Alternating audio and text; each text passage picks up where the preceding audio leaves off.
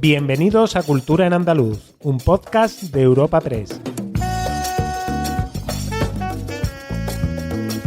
Os damos la bienvenida a una nueva entrega de Cultura en Andaluz, el podcast de Europa Press Andalucía, en el que cada semana presentamos las novedades culturales más destacadas. Soy Carmen Martínez y al otro lado del micrófono tengo a mi compañera Paula Sancha. ¿Qué tal?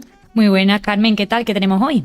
Pues hoy vamos a comenzar con una entrevista que Alicia, nuestra compañera Alicia, ha tenido el placer de realizar esta semana. En ella, el director, productor, guionista y actor Daniel Guzmán nos cuenta todo sobre La Deuda, su última película que además pues también la protagoniza y que se estrenará el próximo 17 de octubre en todas las salas. Y para saber más en detalle sobre esto, os invito a escuchar esta entrevista y a no perderos esta película en cines. Buenas, Dani, ¿qué tal? Encantada. Pues muchísimas gracias por atendernos y por dejarnos robarte unos minutillos de tu tiempo, que estarás hasta arriba ahora mismo con la promoción. No te preocupes, gracias por tu interés también. Sabes, el agradecimiento es mutuo. Y en primer lugar, bueno, pues para partir un poco el hielo y poner en contexto un poco a nuestro oyente, queríamos que nos contaras un poco de qué va tu nueva película La Deuda.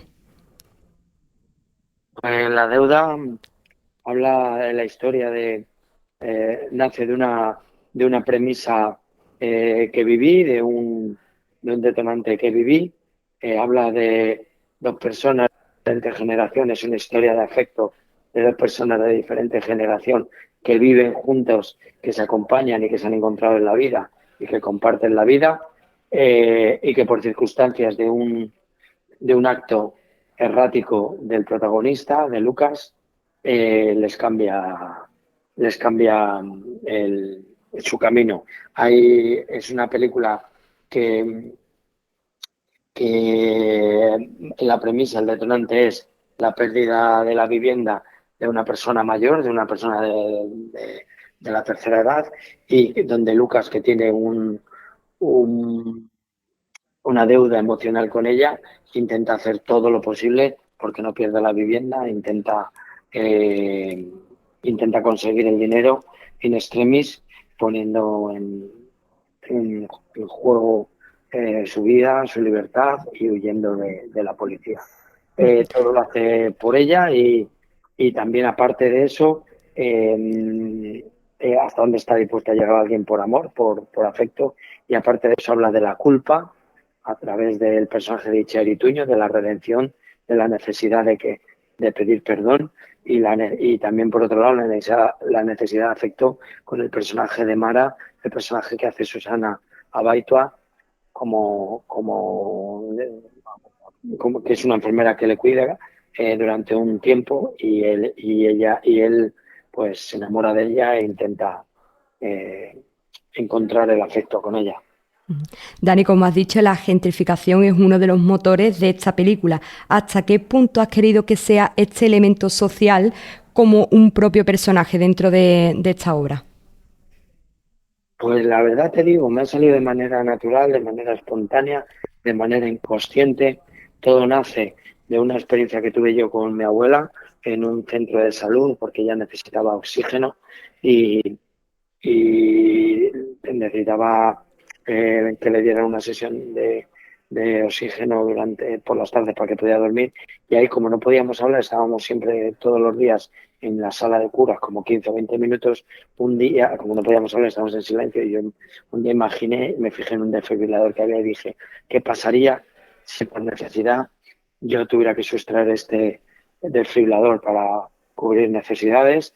¿Y qué pasaría si alguien, por mi culpa, por eso es lo del tema de la culpa, entrase en parada en el centro de salud y no tuvieran el desfibrilador y tuviera un resultado fatídico para la vida de alguien? ¿Cómo gestionaría yo esa culpa de haber hecho daño a alguien y a toda su familia, haberle cambiado la vida?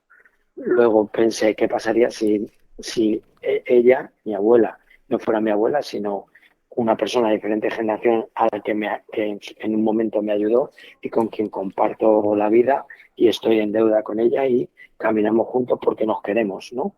Y luego pensé, ¿qué pasaría si la casa donde vivimos es de ella y el edificio lo adquiere un fondo de inversión y ella se ve obligada a abandonarla la vivienda, por presiones, hasta dónde sería yo capaz de llegar porque ella no perdiese su casa, porque una persona tan vulnerable no perdiese su casa.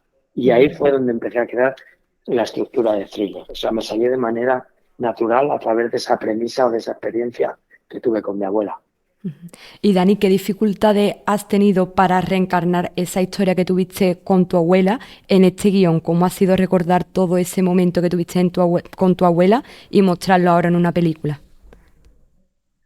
Bueno, pues como me pasa un poco con todas, al final a cambio de nada, al final canallas, al final la deuda, se basan en experiencias personales que siempre tienes cierto reparo a mostrar porque son expositivas, porque son en el fondo tiene te implica vulnerabilidad y al final cuando haces este tipo de películas pues el riesgo emocional es mayor y la exposición es mayor. Entonces, esta película siempre la escribí pensando en mi abuela, que quería que lo hubiera hecho ella.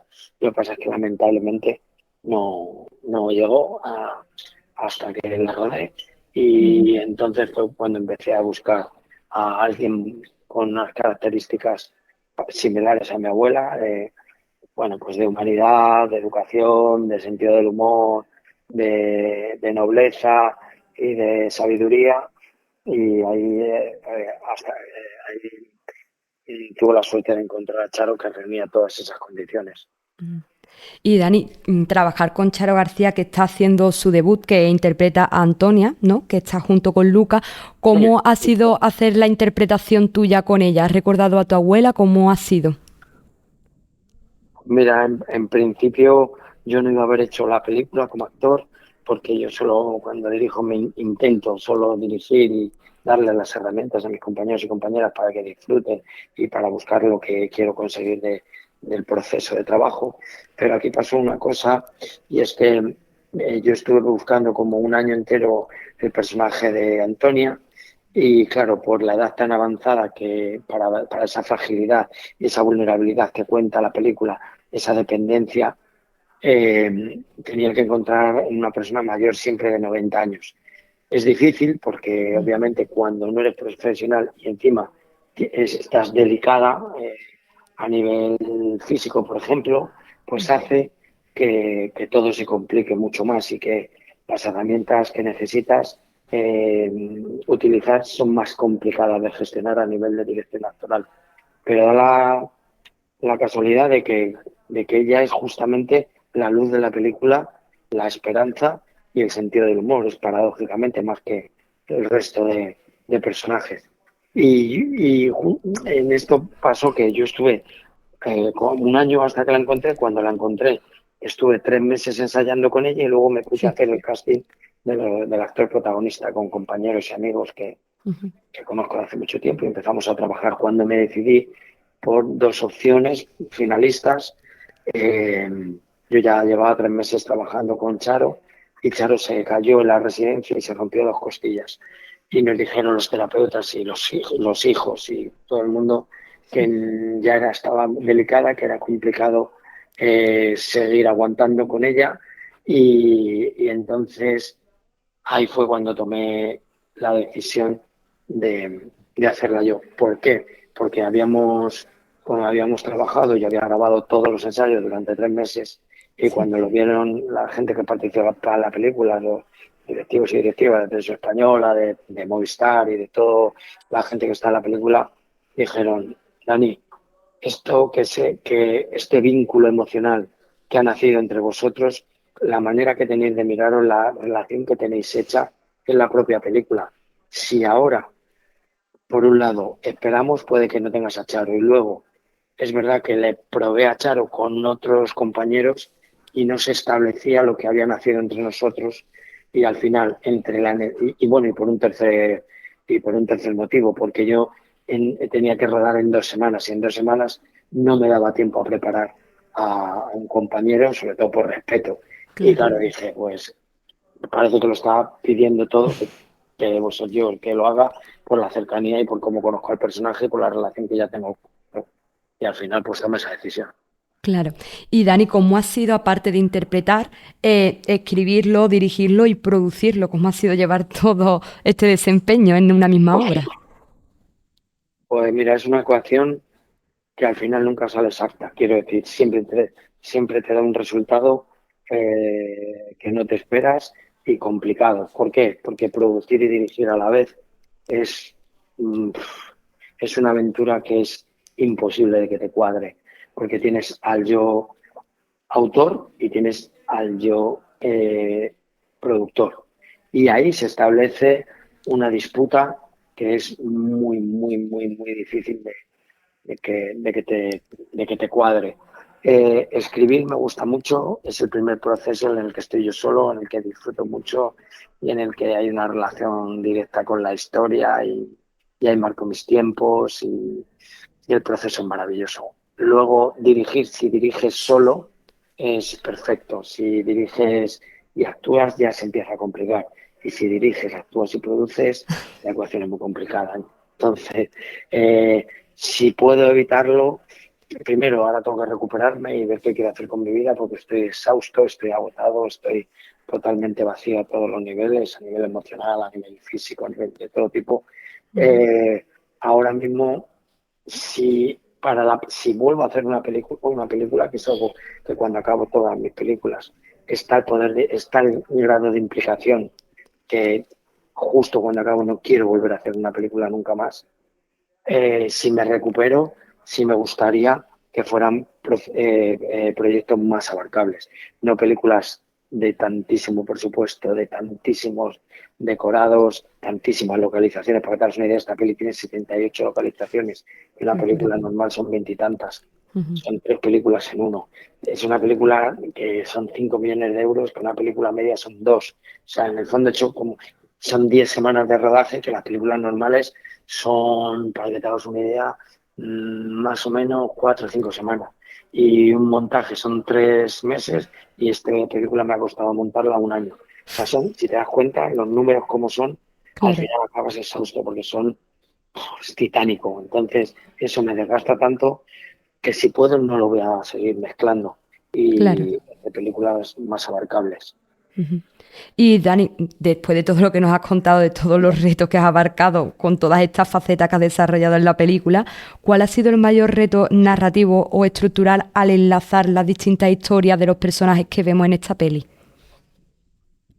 Vale, pues algo que en principio me parecía lo más complicado, esta película es una apuesta, siempre intento apostar o arriesgar un poco más en cada película, pues por el género, por la temática, o por la producción o por la dirección actoral. Siempre intento como sumar un plus, ¿no? Como que pues que tengo algo como siempre como de riesgo, de salto al vacío, pero en esta película que yo pensaba que lo que más de dificultad me iba a provocar era generar, o sea, sumar, hacer que confluyesen dos géneros como el drama y como el thriller con una temática social, que al final es como algo que de estructura a priori puede ser bastante complicado, es lo que más sencillo me ha salido. Ujú, Porque de hecho la escritura de guión fue lo que más disfruté, lo que menos tiempo me costó y lo que más orgánico y ágil fue. Entonces, la estructura del thriller, el género thriller, sí. se presentó sola. O sea, no, yo no la busqué, yo no soy muy consumidor de thrillers, no soy muy buen espectador de thriller. Y el thriller se presentó, nació dentro de la propia historia y fue el esqueleto vertebral por el que me permite tener al espectador todo el rato conectado a la película hasta el último plano, literal, que es cuando se desenlaza el final de la película. En el último plano es donde está el auténtico desenlace Ujú, y donde le da sentido al título y a todo. Entonces, eso que a priori, como tú dices, puede ser complicado o tiene mucho riesgo o es muy ambicioso, es lo que más lo que más me ha salido, lo que mejor me ha salido a nivel de naturalidad y de organicidad. Quizás trabajar con Charo ha sido lo más complicado por su edad, por su situación y porque no era un actriz profesional, eso lleva mucho trabajo, te multiplica el tiempo por mucho, pero luego viendo el resultado me siento muy satisfecho y es muy gratificante ver el elenco actoral, la producción, la comunión que se produce con el público. Eso me siento bastante tranquilo, que hemos hecho lo máximo y que tengo un elenco actoral que es maravilloso, tanto los profesionales como los no profesionales. Dani, y yo que he tenido la oportunidad de poder ver esta película que me ha encantado, uno de los aspectos que me ha intrigado ha sido por qué el título de la deuda. O sea, al verlo sí que se ve la relación entre los personajes, como que unos con otros tienen deuda. ¿Va por ahí los tiros de este titular?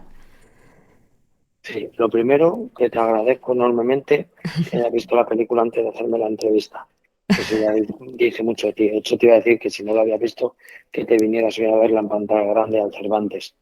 Muchas gracias. Al coloquio, que no sabes todo lo que sucede. Pero ya que me lo hayas dicho, que la hayas visto y que te hayas interesado, dice mucho de ti. Muchísimas gracias. La deuda viene, no es verdad, ya te lo digo de corazón.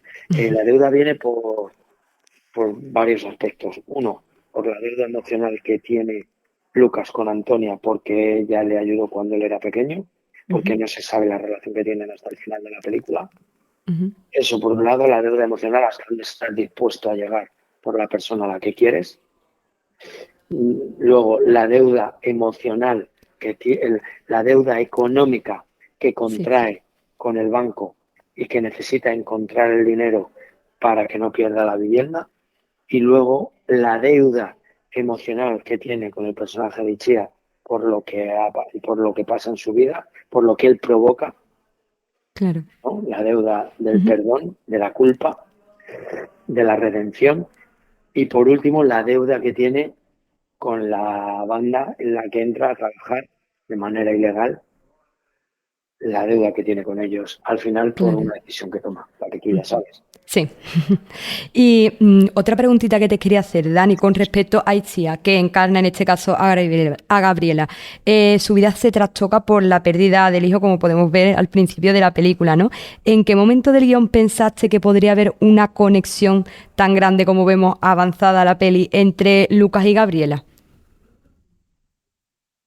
Porque ella me inspiraba como persona, una nobleza, que luego siempre que escribí siempre pensé en ella, una honestidad, una coherencia, eh, unos valores y una sensibilidad que era lo que buscaba para el personaje y que ella lo tenía, aparte de lo gran actriz que es, pero tiene una serie de valores y de condiciones que tiene el personaje que me parecía necesario que ella hiciese esta película. Y luego, pues nosotros conectamos mucho. Ella es una persona maravillosa, de una honestidad eh, increíble. Y luego pues nos encontramos juntos en esto y la verdad es que conectamos y, y creo que somos también parecidos pues en temas humanistas o en temas de personas que como que conectamos y la verdad que fue muy fácil trabajar con ella. Ujú. Y con respecto a tu personaje de Lucas, ¿cómo ha sido interpretar esos momentos que vemos en la película algunas veces de estar justo en el límite, como por ejemplo en el caso de perder la casa? ¿Cómo ha sido llegar a interpretar esos puntos? Pues mira, ¿sabes lo que hice? O sea, ese límite lo estaba viviendo como productor. Sí. Entonces, tenía tal presión, tal tensión y tantos agujeros que se iban abriendo a lo largo del camino Ujú. que me vi dentro de una vorágine que lo único que podía hacer era huir hacia adelante. Entonces, esa huida que tenía para terminar la película como productor, o sea que era una necesidad vital de terminar la película, dado los problemas de producción que tuvimos, todo eso al final dije, necesito usarlo porque lo que estoy viviendo yo, Dani como productor, lo está viviendo Lucas como personaje.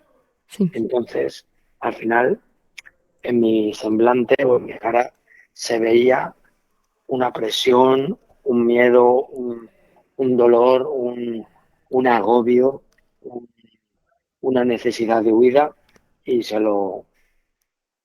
lo, se lo noté al personaje para para que eso me ayudara a que en cada plano tú tuvieras una carga, Emocional, ¿no? una carga emocional, vital, económica, de todo tipo, que te diera esa presión de Ujú. que transmitiese todo lo que tiene a sus espaldas Lucas.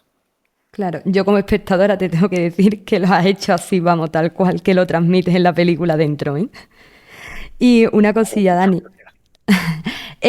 Como nos has comentado, ¿no? La deuda se ha rodado en muchísimas localizaciones. ¿Qué importancia tiene el espacio físico en la narración de esta película? Es todo, porque aparte de que es un personaje más, que es una película puramente urbana, porque toda la gentrificación viene de la urbe, o sea, es el detonante de todo. También porque en las grandes ciudades cada vez se está más solo, entonces él está en muchos sitios, pero está solo, absolutamente solo, aunque esté acompañado de todos los habitantes de la ciudad y de tantas localizaciones, él está solo. Eso me permitía una huida vertiginosa narrativamente y a nivel de montaje. Yo sé que esto encarece, al final he hecho 3 películas en uno. Ujú. Yo sé que esto iba a encarecer, pero también le iba a dar una agilidad y un ritmo a la película. Y sobre todo porque cuando alguien huye, se está moviendo todo el rato de lugares, no se queda estático, porque si eres estático hay más posibilidades de que caigas, de que te detengan. Ujú. Entonces todo eso me parecía, y sobre todo porque la vida en la ciudad va tan solo, por ejemplo, las ciudades como Madrid, las grandes ciudades, ¿no? Sevilla, bueno, Sevilla un poquito menos, pero sí también Barcelona, las grandes ciudades, París, yo qué sé, Sí. el ritmo es vertiginoso, o sea, la vida va mucho más rápido que en cualquier lado. Y eso me daba una agilidad también. Y luego a nivel estético, porque con tanto en el exterior, yo creo que a nivel estético tiene una factura que he intentado ir un poco más allá, la verdad. Claro. Y en términos de montaje, como está diciendo, ha habido muchas localizaciones, entiendo que se habrán grabado miles de escenas. ¿Ha habido algún momento que Sí, descartaste una secuencia que inicialmente te parecía que iba a ser prometedora, pero que al final no la metiste? ¿Ha habido algo así? sí. Lamentablemente ha habido una trama entera. Al final la saqué porque era una trama en la que a mí me cogía la banda cuando me persiguen y tal. Al Sí. final consiguen localizarme, me cogen y bueno, había torturas, había un tema en un metro, había cosas que me dio muchísima pena, aparte de todo lo que encarecía ese rodaje cuando lo rodamos. Hay una Ujú. secuencia de Susana Baitoa que está maravillosa en la película, que junto a, a Charo dan la luz y la esperanza, ¿no? Ujú. Tenía una secuencia con ella, que estábamos en una cafetería, que era una secuencia bastante íntima, Sí. que la tuve que quitar porque creo que hubiera restado a la película. De hecho, Ujú. a Susana le dio mucha pena no verla el día que vi la película. Pero sí, ha habido algunas cositas que me ha dado pena. Ujú. Pero al final el montaje es el que decide y la película es la que decide. Y si escuchas a la película, hay cosas que se tienen que caer, aunque duelan, pero lo más importante es contar la historia. Claro. Sí, generalmente contarla, menos generalmente es más. ¿Me explico? Sí. Y por el otro lado contrario, ¿ha habido algunas improvisaciones que finalmente haya quedado dentro del montaje? Muy poquito al final, tanto Sueño, mi primer cortometraje era el 100% de lo que estaba escrito, como Cambia Nada, que era el 95%, y Canallas otro 90-91%. Al final la deuda de tardo mucho en escribir guiones porque para mí en la partitura y está todo bastante medido y bastante estructurado y sobre todo los diálogos. Aquí puede haber que haya habido muy poquito, la verdad. Claro. Al Y- final no sé, nuestro texto es la mejor herramienta generalmente. El guión siempre es donde te agarras y donde está todo el sustento y nunca y me gusta improvisar, pero siempre es muy poquito. Claro. Y Dani, hablando de las presiones que hay dentro de un rodaje, que antes comentaba, por ejemplo, la parte de producción, entiendo que también los tiempos, el presupuesto, ¿cuál ha sido la presión más grande que has tenido a la hora de hacer este rodaje? Pues la económica, eh, eh, el sobrecoste que iba sumando semana tras semana, tantas localizaciones, era una barbaridad. A veces no habían llegado los permisos y no podíamos rodar, y entonces nos teníamos que ir a otro lado, a otro lugar o rodar en sitios que no lo teníamos todo controlado. Eh, y también rodar con Charo estaba muy limitada y el tiempo era diferente totalmente. Ya solo podía rodar 2 o 3 horas, aunque se rodaba, empezaba muy pronto, pero las buenas horas solo eran entre las 11 y la 1. A partir, antes y después ya no funcionaba, y eso pues te condicionaba mucho y te generaba mucho estrés. Pero bueno, también eso es lo que más me ha costado, pero luego cuando, pues yo que sé, ver secuencias como, montar secuencias como cuando me da la noticia en emergencias, el personaje de Mara, Susana Baito, la secuencia con Ichi en la cama, en su casa, o la persecución, o sobre todo el arranque con Charo, que cada vez que lo veo a la gente reírse, y que sientan sus carcajadas con ella, pues eso es muy bonito, la verdad. Al final se Pues sí. podía todo. Pues sí, Dani. Y esta película muestra algunos problemas como la sociedad, que hay en la sociedad, como la vejez. Estoy mirando, ¿eh? Ay, vale. Sí. Vale, en esta película se muestran. ¿Sigo? Sí, ¿no? Sí, sí, sí. Vale. Sí, sí. Esta película muestra algunos problemas en la sociedad sobre la vejez, la deuda emocional, como hemos estado hablando, y algunos temas sociales. ¿Qué conversación te gustaría que provocara en la audiencia o en otros medios? Pues mira, hay una cosa que está pasando que en los últimos 3, 4 pases en Zaragoza, en Valencia y ayer en Ourense, que hay como pues como cierto denominador común, y es que la gente, yo estoy viendo los pases, ¿no? Y sé más o menos dónde la gente se ríe, dónde la gente se emociona, dónde la gente llora, dónde la gente más o menos eh, tú notas que nadie se mueve, o sea, tú sabes dónde más o menos la película funciona, ¿no? Pero hay una cosa que está coincidiendo, y es que en los coloquios hay como muchas personas que me preguntan sobre la película y que luego cuando terminan de debatir y de tal, o antes, ¿no? O sea, no, a veces antes, a veces después, me dan como las gracias por haber hecho la película. O sea, como hay algo que coinciden, que dicen que es una película necesaria en los tiempos en los que estamos. Y eso, para mí, es de un valor incalculable. Yo quiero hacer que la gente, pues obviamente disfrute y es una y se ría y se emocione, pero si la película le acompaña, como me cuentan a veces y tal, que se tiran como varios días con la película y que le acompaña y que necesitan reposarla y que les invita a cuestionar algunos modelos y reflexiona, para mí eso es lo más ilusionante y lo más gratificante a la hora de contar historias.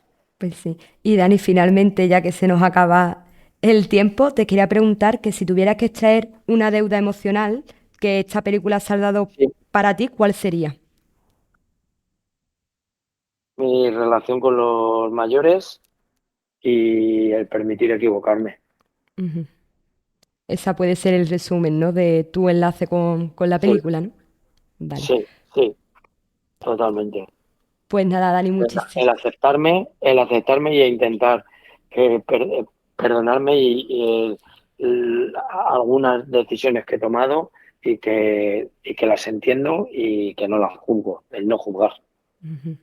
Pues me parece una forma de cerrar muy bien esta entrevista y muchísimas gracias por tu Muy bien, tiempo, que ya no te robamos más para que puedas seguir con el resto. Muchas gracias. gracias, ¿eh? Gracias a ti. Si la queréis ver en pantalla grande, os queréis venir hoy al Cervantes, decidme. Creo que está Perfecto. lleno, pero si tienes ahí algún compromiso o alguien que quieras que la vea, ahí Vale. vamos a estar. Y luego que el coloquio es increíble. O sea, si queréis venir, llamad a Piti o me llamáis y intentamos conseguir unas entradas, ¿vale? Perfecto, pues muchísimas gracias, por todo. Que te vaya muy Venga, bien. gracias a ti. Hasta luego. Igualmente. Y gracias por ver la peli. Chao. Chao. Pues Carmen, ahora pasamos a una buena noticia y es que la Consejería de Cultura y Deporte ha anunciado la aprobación inminente del primer plan director del conjunto arqueológico de Itálica. Este plan será el marco estratégico para la gestión, la protección, la conservación y la divulgación de Itálica en los próximos 10 años, es decir, desde el 2025 a 2035, con medidas como la modificación de la personalidad jurídica del conjunto como servicio administrativo con gestión diferenciada y ampliación de la relación de puestos de trabajo. Además, también está previsto el acondicionamiento de las zonas forestales en torno al anfiteatro para mejorar así la masa forestal circundante con el fin de evitar corrimientos del terreno y para adecuar los itinerarios de visita, habilitando zonas de descanso y fuentes de agua, también carteles explicativos relacionados con el ámbito ambiental y paisajístico. Una vez aprobado este plan director, se activarán otras muchas actuaciones en elementos clave para reforzar así la candidatura de Itálica ceremonial ante la UNESCO, como por ejemplo la restauración del sector nororiental del anfiteatro y la culminación de la apertura a la visita de la Galería Superior Norte.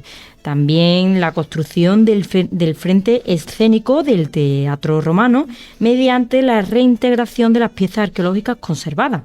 Y ahora que sabemos esto, pues vamos a escuchar a la consejera de Cultura, Patricia del Pozo, que también ha contado cómo va la candidatura Itálica ceremonial para la obtención de la distinción Patrimonio Mundial por parte de la UNESCO y del Sello Europeo de Patrimonio, otorgado por la Unión Europea. La escuchamos. En el mes de septiembre remitimos al Ministerio el formulario de la candidatura ya terminado, traducido, maquetado, revisado, y les puedo decir que desde el 1 de octubre, hace apenas 2 semanas, este formulario está ya en la UNESCO para su revisión formal.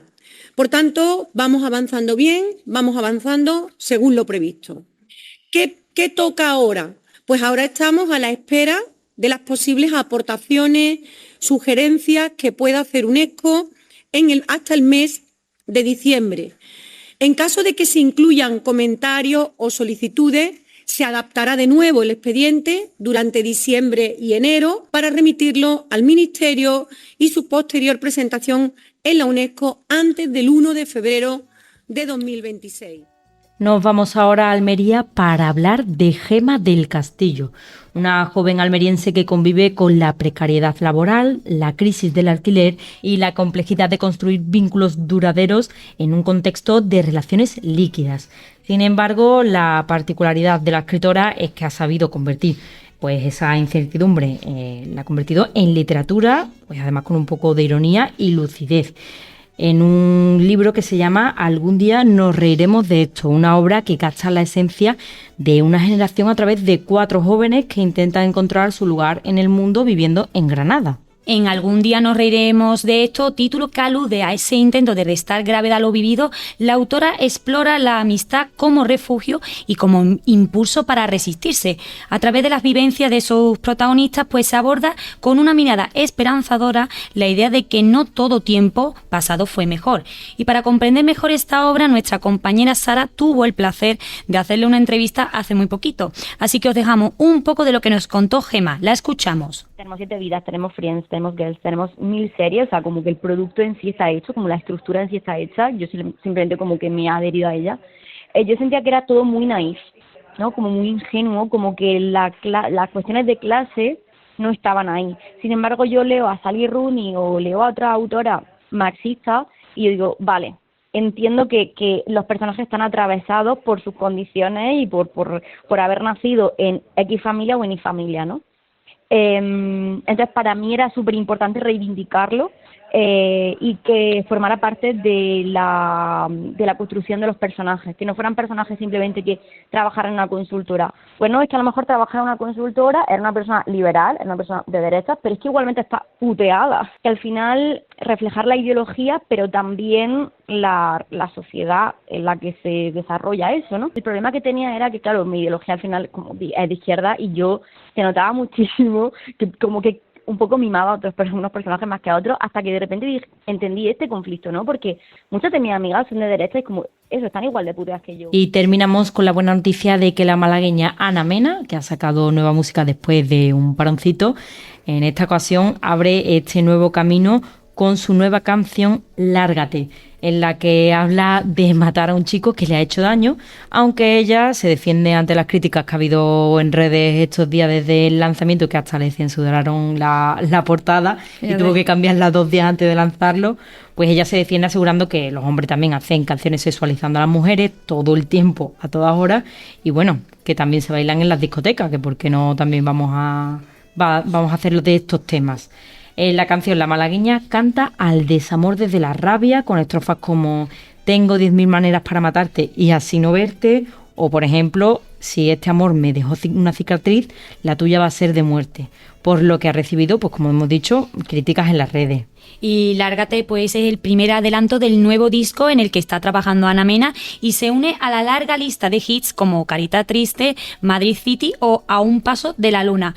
Bueno, estamos deseando escuchar ese nuevo álbum que nos tiene preparado esta artista en el que está trabajando, pero por ahora nos conformamos con este Lárgate y un trocito de la entrevista que le hicieron nuestros compañeros, así que la escuchamos. Tenía muchas ganas de sacar música, de volver con algo que me tuviese súper motivada, como es esta canción, y bueno, como son todas las canciones que por ahora ya están 100% dentro de este álbum que sigue todavía creándose, ¿no? Yo siempre voy a estar agradecidísima a mi etapa anterior y no considero que vaya a cambiar de identidad ni de estilo, pero sí es verdad como que quizás lo traté o lo entiendo como el inicio de una etapa nueva, ¿no? Que la anterior, pues, de alguna manera, pues terminó, me sigue representando muchísimo, pero ahora comienza la siguiente. Agenda semanal de cultura en andaluz. Y ahora os ofreceremos algunos planes para los próximos días. En Huelva tendremos este viernes y sábado 17 y 18 de octubre doblete de Antílopez en el Gran Teatro. Además, la Fundación Cajasol pone en marcha la segunda edición de Teatron, un ciclo de teatro en pequeño formato que tendrá lugar hasta el 13 de noviembre. Nos vamos a Cádiz, donde tendremos este viernes en San Fernando el concierto del grupo Elefantes. El sábado en la Línea de la Concepción hará lo propio Melody y ese mismo día en San Fernando también Javier Ruibal se subirá a las tablas del Real Teatro de las Cortes. En Almería este viernes la artista Pasión Vega actúa en el Teatro Auditorio de Roquetas de Mar para ofrecer un recital de canciones que dan vida a la banda sonora del director Pedro Almodóvar. El sábado Rafael actuará en la Plaza de Toros de la capital dentro de su tour Rafaelísimo, ese mismo día en el Teatro Cervantes, y Juan Amodeo presenta su espectáculo 013. En Jaén, Paz Padilla presenta este viernes su obra El humor de mi vida en el Teatro Infanta Leonor. Y el sábado, en el mismo recinto, Los Brincos aterrizarán con su gira de 60 aniversario. Y viajamos hasta Córdoba, donde este viernes en la Sala Hangar estará Quilombo dentro de su fin de gira. Ese mismo día Bustamante hará parada en el Gran Teatro, Los Caños harán lo propio en la Plaza de Toros de la capital y para terminar el viernes en el Teatro de la Serquía tendremos la obra La noche es comedia de Nacho Guerreros, Macarena Gómez, Miki Kai y Xavier Deltel. También en Córdoba, y os comentamos 2 festivales para no salir de aquí. El sábado será el Cordovita Fest en la Plaza de Toros de la capital cordobesa, con artistas como Locomía, Felipe Conde o la Sara de la Chuche. Además, esta semana se estará celebrando la 8ª edición del Festival Flora hasta el próximo 23 de octubre. Pasamos a Granada, donde este viernes estará en la Sala Industrial Coopera Nach y Cadec Santa Ana hará lo propio en la Berlin Music Club. El sábado en el Palacio de Congresos y Exposiciones hará parada Bustamante y en la Sala El Tren el grupo Serco presenta su gira 125 kilómetros. Y en Málaga comenzó el pasado lunes el ciclo Danza Málaga, la danza en plenitud, donde los teatros Cervantes y Echegaray acogerán hasta el 6 de enero un diverso cartel que celebra pues, la riqueza de la danza en sus múltiples disciplinas con nombres como Eva Yerbabuena, María Pajés o Olga Pericet. Y terminamos este recorrido en Sevilla, en el Auditorio Cartuja. Este viernes estará Alex O'Doherty con su espectáculo Palabras Mayores. En este mismo espacio, el sábado llega la obra de teatro Closer, protagonizada por Eva Pedraza y Miguel de Miguel. Y ese mismo día vuelve el show Estirando el Chicle de Victoria Martín y Carolina Iglesias en el Cartuja Center. Y para terminar, el domingo en el Teatro de la Maestranza podréis disfrutar de la obra Debajo de los pies de Eduardo Guerrero. Ahora solo queda disfrutar de todos estos planes que os hemos contado y de muchísimos más que no nos caben. ¿Y qué más, Paula? Pues nada, que esperamos que el próximo jueves tengamos eso, una nueva entrega así de igual de interesante de Cultura en Andaluz, y hasta entonces que disfrutéis muchísimo de lo que nos ofrece esta maravillosa tierra. Despedimos esta entrega de Cultura en Andaluz invitando a todos nuestros oyentes a descubrir el resto de episodios de este podcast, así como todo el catálogo de programas de nuestra red a través de europa3.es/podcast. Recuerda que además todos ellos están disponibles en las principales plataformas de podcasting.